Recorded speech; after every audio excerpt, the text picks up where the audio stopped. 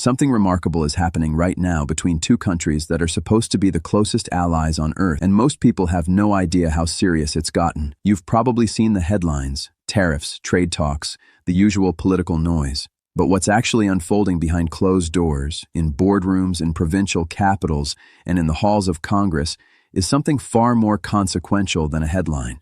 This is a story about power, about who actually holds it, and about how one country is calmly, methodically, dismantling the economic leverage another country thought it had forever. Let's start with a moment that happened inside the United States Congress, because the language used there tells you everything about how rattled Washington actually is right now. A senior American trade official, the U.S. Trade Representative, Jamieson Greer, sat before lawmakers and was asked point-blank about something Canadians had been doing quietly for months, buying less American alcohol, not because of a law, not because the government told them to, just because ordinary Canadian consumers decided on their own that they didn't want to spend their money on American wine and bourbon anymore. A spontaneous, organic, grassroots economic protest. And Greer's response to that? He placed Canada in the same sentence as China. He said, and I want you to really hear this, that there are only two countries that have retaliated economically against the United States in the past year, the People's Republic of China and Canada. Then he went further. He floated the idea of an enforcement action to deal with the boycott. Think about what that means for a second. The United States government is now considering punishing its closest neighbor, a country that shares the longest undefended border in the world, a fellow NATO ally, a Five Eyes intelligence partner, for the act of its citizens choosing not to buy American whiskey. That's where we are. And if that framing strikes you as extreme, Commerce Secretary Howard Lutnick made it even more explicit just hours later during a Senate hearing, calling it outrageous, insulting, and disrespectful to America. The wounded tone of that statement matters more than people realize, because it reveals something important about how Washington is experiencing this moment. They feel like they're owed something, and that sense of entitlement is precisely why their strategy is failing so spectacularly. So how did we get here? Because none of this came out of nowhere. About a year ago, the president posted something on social media that Canadians have not forgotten. He wrote that the United States pays hundreds of billions to subsidize Canada, that without this subsidy, Canada couldn't exist as a viable country, and then, and this is the line that changed everything, that Canada should simply become the 51st state. Those words landed like a bomb north of the border. Not just politically, culturally. They turned what might have been a manageable trade dispute into something that felt personal to millions of ordinary Canadians. And the response wasn't organized by any political party or government agency. It was purely bottom-up. Canadians started walking past the American wine section at the liquor store. They started choosing Canadian whiskey over Jack Daniels and Canadian gin over whatever American craft spirit they'd been picking up. Apps appeared on phones that let shoppers scan barcodes at the grocery store to identify American products and find alternatives. Facebook groups dedicated to buying Canadian grew to over 1 million members almost overnight. A cultural movement emerged with a name borrowed from hockey, elbows up, a reference to the famous defensive move of the great Gordie Howe. The message was clear. We're not backing down, and we're not going to apologize for it. Now here's where the numbers get genuinely staggering. The Wine Institute in the United States tracks export data, and what they found for 2025 should make anyone in Washington pay close attention. American wine exports to Canada fell 78% in a single year, not a gradual decline, not a modest dip. 78%. The dollar value collapsed from around $460 million down to roughly $13 million. That one-year swing, a loss of about $357 million, accounted for over 80% of America's total global losses in wine exports. Canada had been the single largest foreign market for American wine, representing more than a third of all exports. By the end of the year, that share had fallen to 12%. Gone. Just gone. The spirits market tells an identical story. U.S. spirits exports to Canada dropped 85% in just the second quarter of 2025. Brown-Forman, the company that owns Jack Daniels and Woodford Reserve, reported that its Canadian sales had collapsed 62% in the first half of its fiscal year. The CEO didn't sugarcoat it. He called the boycott worse than a tariff. And he's right, actually, because a tariff is a policy tool that can be negotiated away. A tariff gets removed and trade resumes. But a boycott is something different. It's a psychological break. It's consumers deciding that a brand no longer represents something they want in their lives.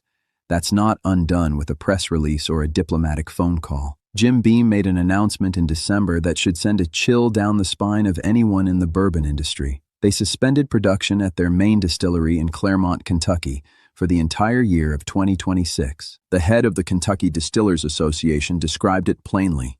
Whiskey exports are at a 10-year low, and they lost 50% of Canadian exports in a single year. Jobs in a state that the president won handily. Breweries and distilleries in rural communities that have no other real economic engine. These are the people absorbing the cost of a trade confrontation that was supposed to benefit them. And the politicians representing those communities are now showing up in congressional hearings and demanding answers. Lawmakers from New York wine country and California's Napa Valley are furious. They didn't start this fight. Their constituents didn't ask for this.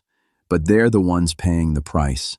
And their frustration is why Greer's rhetoric has become so aggressive, because Washington is running out of explanations that don't point back at its own decisions. But here's the thing that makes this situation genuinely different from any trade dispute you've seen before. There is no lever Washington can pull to fix this. The boycott is not a Canadian government policy. Ottawa cannot end it with a phone call to a premier. It cannot be removed from the negotiating table as a concession. Provincial governments control liquor distribution, and the largest of them, Ontario, which represents the biggest market, is not moving.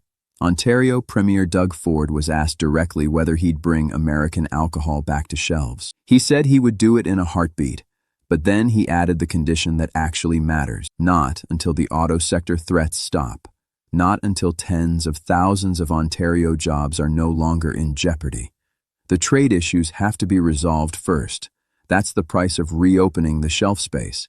And right now, that price hasn't been paid. The public polling in Canada makes this even clearer. 73% of Canadians support keeping the boycott going. Only 20% want American products back immediately. Those numbers cut across regions, across age groups, across party lines. This isn't a fringe position in Canada right now. It's a national consensus, and you simply cannot threaten or sanction your way into changing those numbers. Consumers don't respond to enforcement actions. They respond to respect. And respect has been conspicuously absent from Washington's approach. Now, if the story ended there, it would already be remarkable. A spontaneous consumer movement bringing one of America's most iconic industries to its knees. But the story doesn't end there. Because while Washington is fixated on punishing Canada for not buying bourbon, Canada is quietly making a decision that will permanently alter the energy relationship between the two countries. And this part of the story has received almost no attention in American media, which might be the most stunning part of all. Alberta, the Canadian province that produces the vast majority of the country's oil, is actively evaluating routes for a new pipeline, not a small one, a pipeline capable of moving 1 million barrels of oil per day. The destination isn't the United States. The destination is the Pacific coast, and from there to China, South Korea, and other buyers across Asia. To understand why that number is so significant, you need a little context about how Canadian oil has been priced and sold for the past several decades. Roughly 90% of Canadian oil exports currently flow south into the United States. American refineries, particularly those on the Gulf Coast that are configured to process the heavy, dense crude that Alberta produces, have depended on this supply for years, but they haven't been paying market price for it. They've been paying a discounted price. And the reason for that discount is simple. Canada had no other option. There was no meaningful pipeline to the Pacific. There was no route to Asian buyers.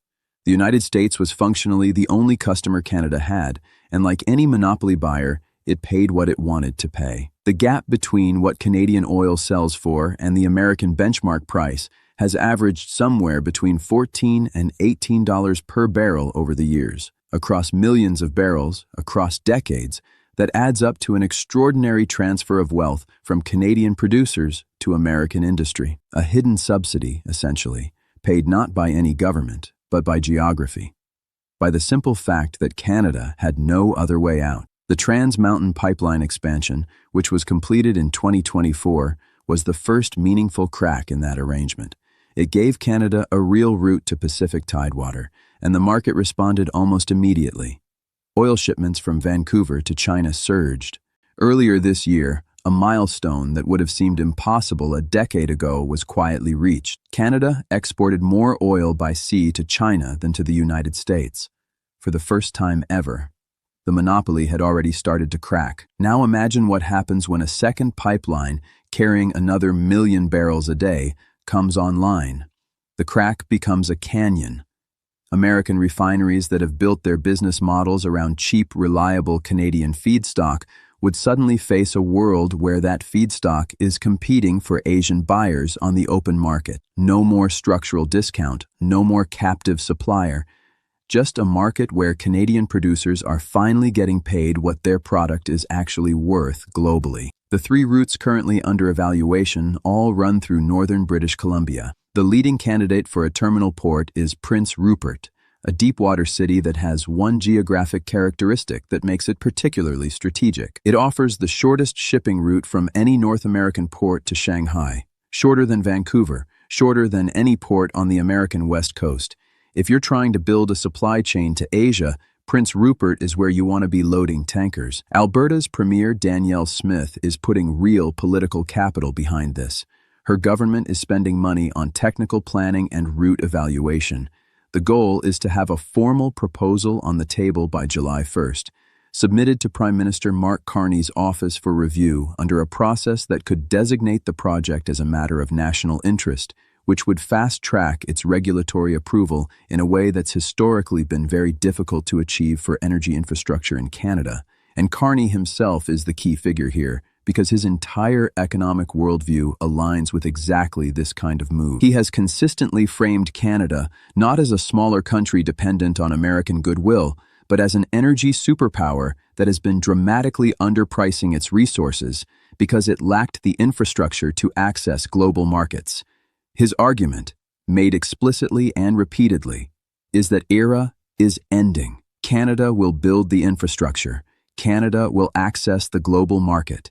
And Canada will stop accepting prices set by a single buyer who has decided that friendship is conditional. The Strait of Hormuz situation has only made this more urgent. With Middle Eastern oil supplies disrupted, the global market for heavy crude, exactly the kind Alberta produces, has tightened considerably. Asian buyers who relied on Persian Gulf producers are now actively looking for alternatives. The discount on Canadian crude has already started to narrow as a result. The market is telling Canada that its oil is more valuable than it's been priced for years. The pipeline is how Canada captures that value permanently. So here's where both threads, the boycott and the pipeline, come together into a single picture. What started as Canadians choosing domestic wine over California Cabernet has become something much larger. It's become a national recalibration. A country that was told it needed the United States more than the United States needed it is quietly, methodically, building the infrastructure to make that statement permanently false. Not with anger, not with theatrics, with steel and concrete and very deliberate strategic patience. Prime Minister Carney's public posture captures the mood perfectly. When asked about the negotiating dynamic with Washington, he rejected the framing completely. This is not, he said, a situation where one side makes demands and the other side is a supplicant. It is not the case that the United States dictates the terms. There is a negotiation.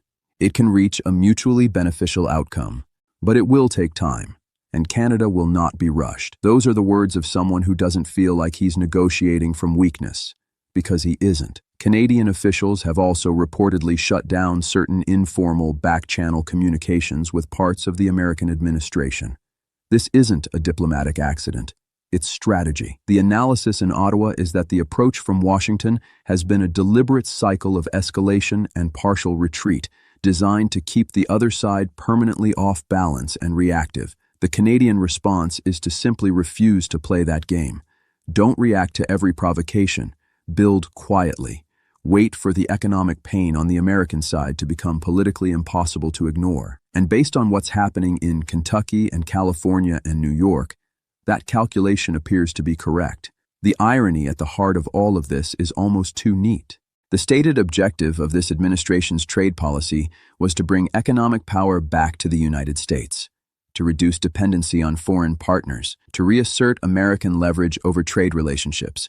And what has actually happened, at least in the relationship with Canada, is the precise opposite. American exporters are losing their most reliable and profitable foreign customer. American refineries are facing the prospect of losing the structural discount that has defined their cost structure for decades.